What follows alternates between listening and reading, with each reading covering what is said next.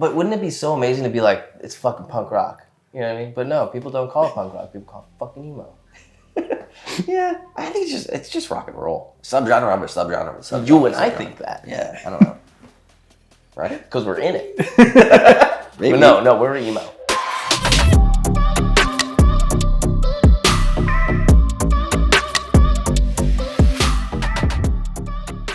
Hello, I'm Ali, and I'm here with Frank and Tucker of LS Dunes for the latest in NME's In Conversation series. How are you guys? Great. Pretty great. Amazing. So you're in London, kind of the start of LS Dunes' first ever UK and European tour. I mean, why was it so important for you to kind of play these songs live?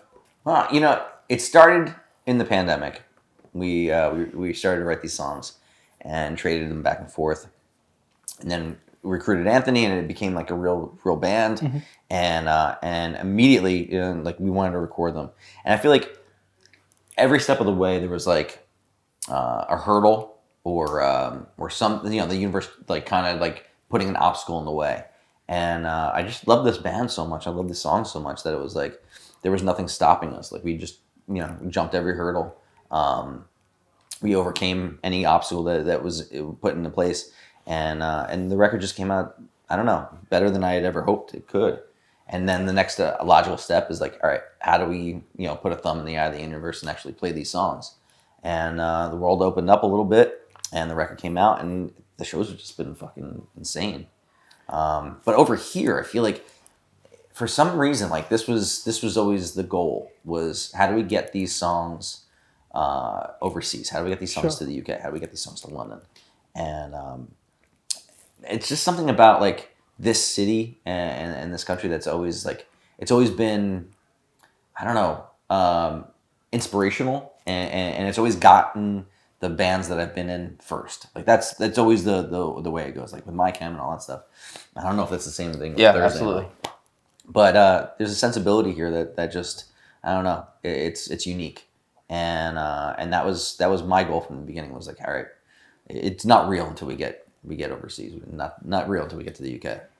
I think as Frank was saying, we wrote all these in the pandemic, not together. So we became very obsessed with crafting these songs in our own separate little quarantine rooms, And then the first day we actually all got together was at Frank's house, and obviously we were worried that what we had written might not translate to all of us playing together and it feeling right, And we got together at Frank's, and note one, we all just became obsessed with playing the songs. So not only writing them and crafting them, but then also playing them. So I think the obsession of that, to take it in front of people in something that we believed in so deeply, I think really it's something we have to do. Yeah. Obviously your first show was kind of Riot Festival, and then you kind of, you've done a handful of kind of headliners and shows since then. How's it been live? It's been really fun. Yeah. It's weird, man.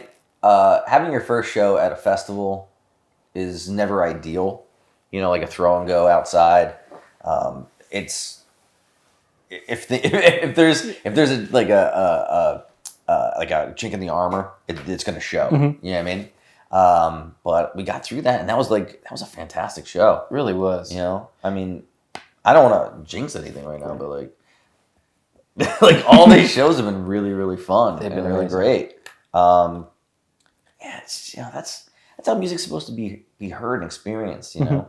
I think that's why the pandemic was so hard on us, and our industry, if you want to call it that. But just as artists, we were the first ones to be closed down. We were the last ones to come back. Sometimes when something's been taken from you, you realize how special it is, mm-hmm.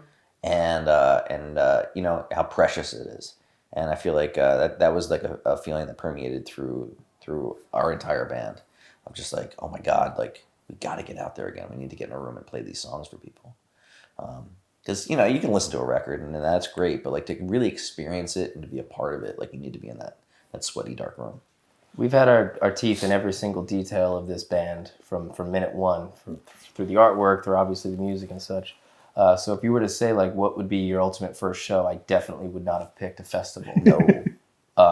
But I can't imagine it any other way, because it was so special and people did turn up, and they turned up early. So it was really, the pressure was on, to play well, because we had only been in a room together a few times playing these songs. So it just, I think it kind of proved to us that, like, you know, we can do this. You know, we can really do this under the hugest of microscopes. Yes. Amazing. And I guess kind of going back to the start, like, what was the spark that kind of started the band? Tucker. Sparky over there. Well, you know, I had a newborn baby at the time, like brand new, and like literally she was born 10 days after lockdown. So I kind of was like, all right, if things aren't going to come back, I better figure out how to build a room in my garage, soundproof it, and buy recording stuff and teach myself how to do this, because I want to, if I can't go out and tour and make money that way, like I've been doing music so long, I'm not good at anything else. Yeah.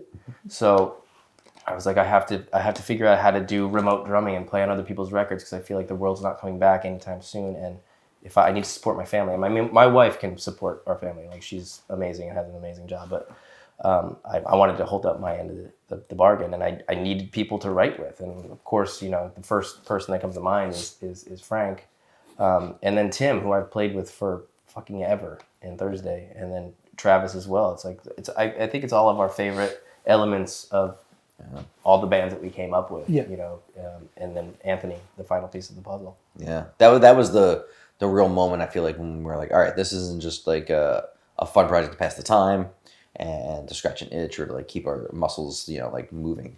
This is a real band. Like there was this conscious decision of like, all right, is this just going to be like an instrumental thing, a project that we're working on, or are we going to turn it into a real band? And then we said like, all right, the only singer we could possibly think of that would do this or would fit in this is Anthony. And so we sent it over, and he came back immediately with like a finished demo. We're like, oh my God, this is a real band. This is my favorite band. And the first song, we sent him like a grip of 5 songs, and the first song he chose to sing over was the first song that we had written. Yeah. Sure. So it was kind of like kismet in that way. Like, he didn't have to pick that song. You know what I mean? He could have picked any of them. There were songs that I think were probably easier for him to start out with, and he picked that song. Yeah. So I think just in that fact, I was like, oh, this is pretty spot on. It's pretty right. I mean, how quickly did like the vision of the band come together? I mean, were you sat around going like, oh, what music are we going to make? Or was it quite natural? Yeah, it was just... So Travis came in, Tucker played to it, Tim threw a bass line down, and then I came into it. And it just kept going like that. And we would just add and add and add and add and add. You know, somebody would have a verse, then somebody else would throw a chorus in. And it was a lot like how your first band starts, like in high school. You know, it's like, these are my friends, these are the people that play instruments, this is the band. You know what I mean? It's like, that's how it goes, you know. We have a group chat anyway where we just text anyway, so like might as well just be sending music back and forth. And yeah, there was never like that's not really good, or like, you know, change that, I don't want that. There was none of that. It's always just like you're out to impress your friends and to make it better and to make a great song.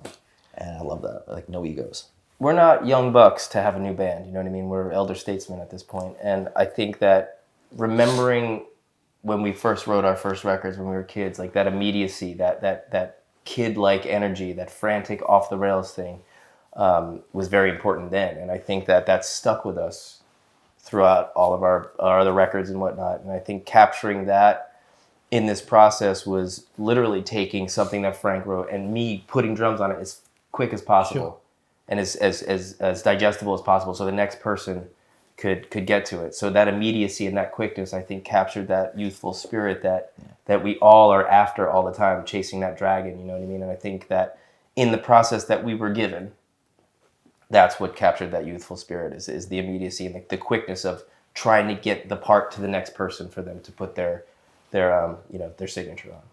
With that said, like, you know, when Anthony sort of singing on it, was there then conversations around, oh, do we want to make this a proper band? Do we want to record the album? Or was it just a case of like, this feels right, let's do it?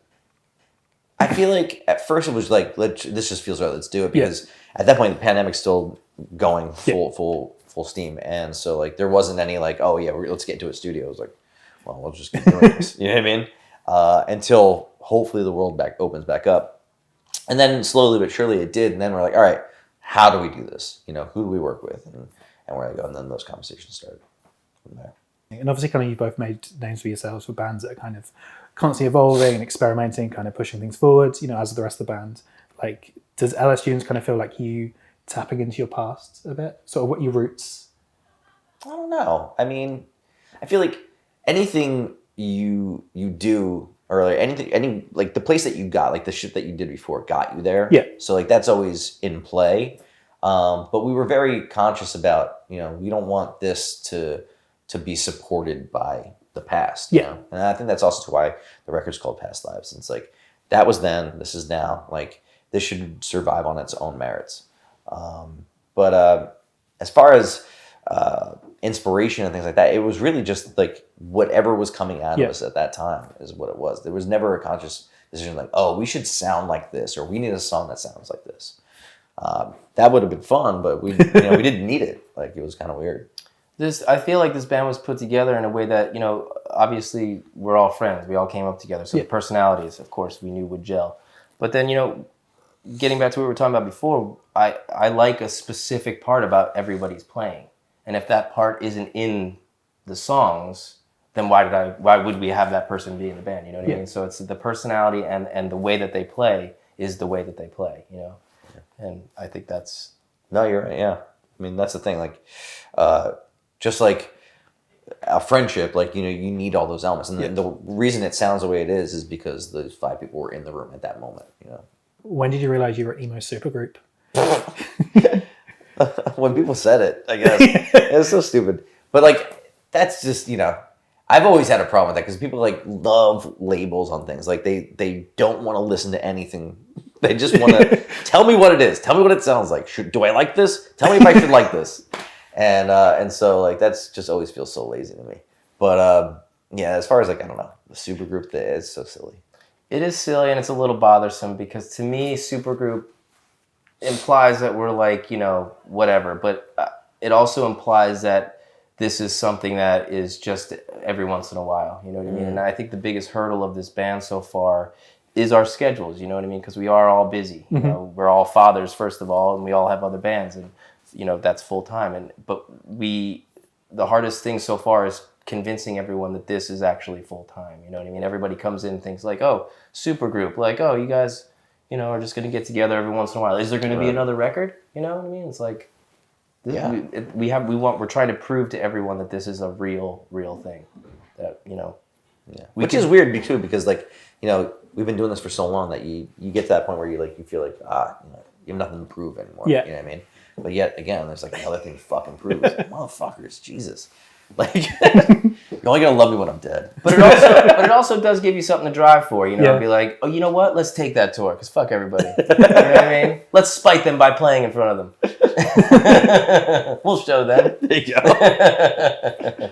Obviously, this band came together at like a time where, there wasn't a whole lot of hope in the world. Like, why answer that with something creative?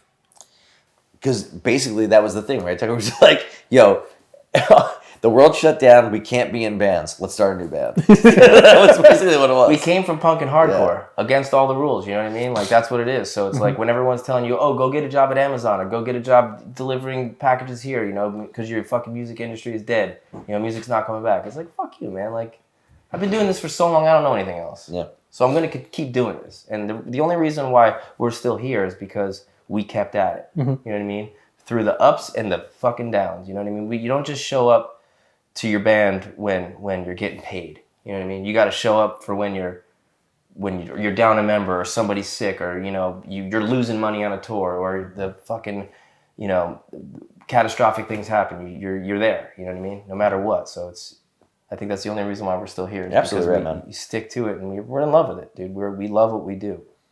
This dude broke his wrist and said on the fucking operating table, like, if I can't play guitar, let me die. Yeah, just leave me on the table. That's extreme. It's real. It's real. It's real. In the moment, it's real. True. It's true, man. Like, you feel like you've been put here for a certain thing, and I know that I can't be like the father, the husband, the person that I want to be unless I'm satiated creatively. If I can't play, like, I don't know what I'm good for. Like, I just don't think I would want to be here, That's a different talk, right? Unless you got Dr. Phil, man. If you just want to lie down. I think Dr. Phil's going to come to the door right now. But, it's true, man. Like, real recognizes real. And, like, we've been through this shit. We've been around quite a few blocks, together and separate. And it's not always fun. It's not always easy. You're not always getting in a bus and like being pampered. Like you're eating shit a lot of the time. This isn't a type of art form and industry that like it will take all your time, your money, your energy, your attention, and very, very, very rarely will it love you back. So you have to be in for the long haul because if you're not, like, it's not for the faint of heart. You know what I mean? And you're gonna let all your loved ones down. It's like there's a laundry list of shit that you go through. And sometimes 1 in a million you get to be a unicorn, and it pays off, and that's great. But that's not why we do it. Listen, Thursday stopped playing for a long time. MCR stopped playing for a long time. Circus stopped playing for a little while. So for a lot of us in this band, it's a second chance, at playing music again and getting to do this. Like, I know that, on my best days, I could not have any bands and hopefully get hired by another band to go out and play. But I'd rather make decisions on the t-shirt designs and do all that stuff. So I think that it represents to me like a second chance, to be able to fully follow something that you have in your head, you know what I mean, and like see it through. Because even when we started this band, I had family members being like, "Oh, you're gonna start another band? Like you're gonna put all your time and money into this?" Like my mother-in-law and my mom would take my daughter for a walk, and I would go out to the garage and throw drums over his riff. You know what I mean? Just because I had to do it. Like, why are you doing this? And it's like, I don't know. I believe in it. So long story short, I think having a second chance and believing in what you do. I think I want people to get that out of this band. I think it's a rebirth, for all of us collectively. I think, the world is kind of resetting a bit, I mean, I just read that article. Like the core of the Earth has stopped and it's reversing somehow. Like things are fucking weird, man. Personally, I don't know what to like. I can only put in everything I have into a record, but I have to relinquish that control when the record comes out. You know what I mean? I love when it comes back around, that inspiration. I want people to tell me what it means to them. Sure. For me, I got what I needed out of it. Now the shows are just icing on the cake. But like we just had a meet and greet today, and it was so incredible. Like so many people came out, and they were so inspired, like creating things, art that came back to us. I was like, wow, I love that. Like it's still happening. Yeah. You know what I mean? We've all been locked inside, but our minds are still free. And we're still creative beings, and we're making the best of it, the best we can. And I think that's the beauty of it. This trade of ideas and art forms, and it really is a form of love. So that's what I enjoy the most out of it. I hope that continues. Dude, it sounds corny, man, but and I'm gonna say it anyway. But making this record has really like fed, I think, all of our souls in a way that. And we've said this before. Like we didn't know how much we needed this band and each other until we started doing it. You know what I mean? Like, I don't know what the fuck I would have done without these people and without creating this batch of songs and calling up our friend Gordy and getting the artwork and seeing it all, going to Frank's house and using fucking markers and creating the like all of it was just so like DIY. It was a fucking win every day, though. I just felt on top of the world, even though like everyone was miserable and I would watch the news and it would be fucking terrible. It was just like I would just wake up just ready to fucking take on what we were coming up with. It was like insane. Like we literally were addicted to it. Yeah, I think that's the thing, though, right? Like when everything's so out of control and you don't feel like you have, an ability to do anything and make a difference or anything, you have control over. Mm-hmm. This you can create. This is your world that you make, and that's why I think being an artist is so special, and there's nothing like it. That drug of like creating something from nothing. None of this was here, and we just made it with our own two hands. Like it's fucking fun. Amazing. Obviously, you kind of got this run of shows. You got some kind of festivals in the summer. Like, you kind of know where you take the band from here. Like, have you had conversations about more music, more shows? We're writing currently. Yeah. Yeah. So now it's like, all right, trying to find time for shows and also trying to find time for recording. But that's what our year looks like is just creating and trying to get these songs out to as many people as possible within our time constraints. We have a very our strongest point is being able to write not together. Yeah. You know what I mean? And be able to bounce ideas back and forth. If he's in Australia and I'm over here, we could still create a song. And I think that having everyone be busy and doing their thing fulfills them. You know what I mean? And Frank can talk about LS Dunes when he's out with my cam. I can talk about LS Dunes when I'm with Thursday. We have this thing, and it's a collective. We're all friends. We can all somehow create these ideas and come up with these things. And we have a group chat that we just talk about stuff. So it's I think creating this year is going to be a huge part of our year. I'm right in thinking like an early idea for this band, sort of pre-pandemic, was kind of an emo supergroup.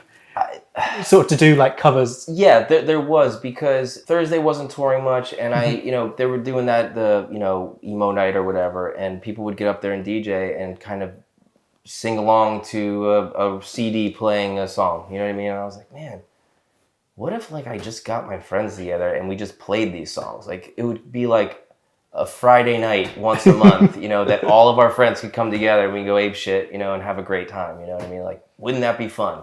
And just to not have any pressure of writing songs or doing anything like that. You learn a Taking Back Sunday song, you have the best time playing it. So that was like a loose idea of me trying to be like, how do I just see all of my friends one night a month, 12 times a year. And that kind of did turn into that's probably not a great idea. So maybe. See, I loved it though, because it's well, first off, the name was fucking genius. That sold me immediately. I don't think you should give it away right now. I won't, but I don't even remember what it was. So. I know what it was. Wait, I'll tell you later. So I snorted. But you hear about those tapes of the Lost Weekend, right? Where it's Lennon and fucking Stevie Wonder and stuff like that, just all just getting together in the studio and getting together and playing songs and jamming. And that shit's just so rad. I don't feel like our generation does that, enough at least, or at least not in our world. And that was really exciting to me. Oh yeah, we get to play with these dudes that you tour with, but you never really you always say oh, we should write together, we should start a band, we should do something, but it never happens. So that idea was really cool to me. But then when the pandemic happened and it came up for real, I was like, oh yeah, we should definitely do this. I think in the back of my mind, subconsciously, and I think that maybe I thought oh, we would do a bunch of cover songs, but then we might write some stuff. You know what I mean? I think that there was a thing that oh, we're gonna get these people together in a room and we're not gonna write a song. Come on. Depends on the people. Yeah, it depends on the people. Yeah. Who can I trick to write songs like I guess kind of how do you feel about the emo resurgence in general? I don't know. I mean, it's weird, but I mean, here's the thing. It's hard to ask me, and it's hard to ask him because we've just been doing this for we just play music. What's really strange is say a couple years ago we did Future Violence together, and I'd be like, oh shit, you're gonna be on the cover of Kerrang or Rock Sound. This month with the Future Violence is a good new artist. And it's oh cool, all right. And next month you're on the cover as a classic artist with Micah. It's that's fucking weird, man, and it makes me feel really old. But I don't know. I mean, the music's just there, and it's here forever. Does that just mean it's really good music and people like it gets passed down? I don't know. I hope so. I think with my chem touring and Thursday touring and stuff like that, you keep seeing these younger kids coming out, and it's them and then their older siblings and their parents, and it's that's how I got into punk rock, and that's how I got into music that I love. All these bands were dead. You know what I mean? But I got passed down from older siblings or the cool kids at school that gave me mixtapes, and I found out about these bands and I loved it. And that feels like what's happening with our bands now. And so is it a resurgence? I don't know. I think it's just how'd you find out about the Doors? How'd you find out about the Misfits? You saw the design probably on somebody's t-shirt and you're like, that's sick. Fucking awesome. What is that? Yeah, I would never turn my back on the emo scene, but I would, however, love to change that name because that's the worst part about it. Because like, I already picked the name, Thursday, My Chemical Romance, LS Dunes. You know what I mean? Like to have this thing, to have like somebody you admire be like, oh yeah, I've never heard your band. What kind of music is it? And you're like, well, people call it emo. I just feel like that is just such a fucking demerit right away. I hear You you. know what I mean? Like, I just Goes wish I back could to that say like, labeling thing. but wouldn't it be so amazing to be like, it's fucking punk rock? You know what I mean? But no, people don't call it punk rock. People call it fucking emo. Yeah, I think it's just rock and roll. Subgenre of a subgenre of a subgenre. You and I think that. Yeah, I don't know. Right? Because we're in it. Maybe. But no, we're emo. You are.